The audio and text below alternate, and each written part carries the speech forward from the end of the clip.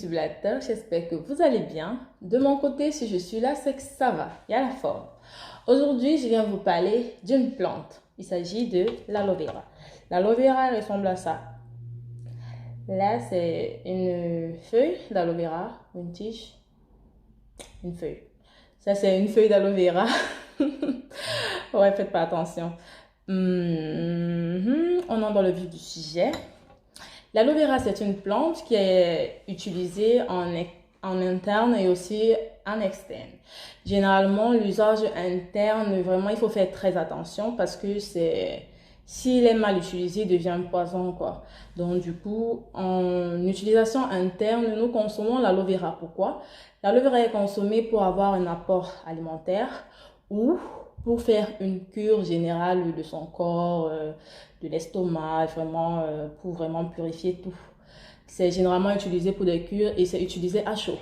Pour l'utilisation de l'aloe vera, vraiment, il faut faire très très attention. Moi, je ne conseillerais pas d'écraser, par exemple, les boire. Non, non, faites très très attention. Quand il est découpé en longueur, ce qui nous intéresse, c'est le gel. C'est le gel d'aloe vera. Là, je divise en deux. C'est le gel qui m'intéresse. Oups, wow. C'est vraiment gluant, ouais, on dirait du gombo pour ceux qui en connaissent. Faire attention à ne récupérer vraiment que la partie gluante à l'intérieur, là, le gel là et tout. C'est ce qui nous intéresse parce qu'il y a une petite, il y a une fibre jaune à l'intérieur, je crois qu'elle s'appelle latex et je crois que ce latex là c'est du poison. Donc pour ceux qui en consomment vraiment une bonne quantité, ils risquent de s'empoisonner. Donc faites très attention à ne récupérer que le gel. Je pense que pour consommer aussi, il faut le cuire. Parce que si tu veux boire et tout, il faut vraiment cuire parce que déjà son goût amer et tout, pas vraiment évident. Bon, je sais que ça, c'est l'apport de l'aloe vera en consommation interne. Ça donne ça, voilà le gel d'aloe vera. Ça donne un truc assez gluant, un truc comme ça. Il faut faire très attention vraiment quand vous récupérez le produit. Je me rappelle, je vais maintenant passer à l'usage externe. Je me rappelle, je vous avais dit une fois que j'y étais allergique et ça m'avait irrité. Non, c'était parce que ça m'a pas irrité. Ça m'a irrité parce que j'avais mal utilisé. Donc, c'est cette partie jaune-là, on appelle ça quoi, le latex, je sais pas trop, la fibre jaune. Quand vous l'appliquez même sur votre peau, elle risque de vous irriter. Donc, vraiment, ne récupérez que le gel parce que c'est vraiment, pardon, c'est vraiment le gel qui a tous ses effets positifs, qui hydrate et qui nourrit vraiment la peau. Bon, je donne déjà les bienfaits de l'aloe vera en utilisation externe, bien sûr. Déjà, le gel d'aloe vera convient à tout type de peau. Tout type, que tu aies une peau sèche, une peau une peau acnéique, pardon, une peau égale. Ça contient tout type de peau. Ça a un effet hydratant, anti-inflammatoire, oui, ça soigne l'acné, les boutons, l'eczéma et ça réduit les rides. C'est vrai, j'en ai pas, mais beaucoup de personnes en parlent. Ça contient la vitamine A, B1, B2, B3, B6, 9, B12, la vitamine C, la vitamine E et ça contient aussi les acides aminés, les enzymes, les minéraux et bon, tout ce qui est bien pour notre peau, tout ce qui permet de la nourrir, tout ce qui permet de l'hydrater, de la purifier, de la cicatriser et d'apaiser notre peau. Généralement, ce gel peut être utilisé comme crème jour ou crème nuit, mais si vous voulez pas l'utiliser comme crème jour, crème nuit, vous pouvez faire des masques 1 à 2 fois la semaine.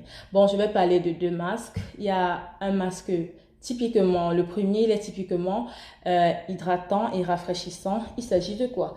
Il s'agit de mettre 2 cuillères à soupe. 2 cuillères à soupe, ça c'est une cuillère à thé. Je parle de la soupe dans la grosse cuillère. 2 cuillères à soupe de gel d'aloe vera et 5 cm de concombre. Voici un concombre, vous prenez 5 cm, je crois que c'est quelque part là, bon, 1 cm, 2, 3, 4, 5. C'est quelque part là, vous pouvez mesurer avec votre règle.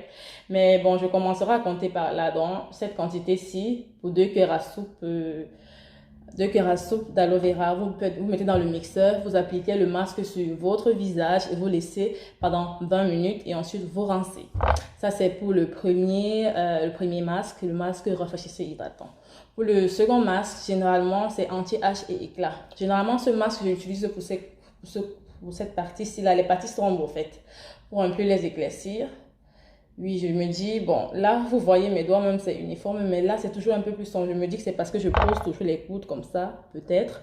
Je ne sais pas trop, mais je lutte contre. Et contre ça, j'utilise euh, deux cuillères toujours à soupe d'aloe vera. Mais là, maintenant, je rajoute un citron entier. Là, vous pouvez découper en deux. Vous ajoutez un citron.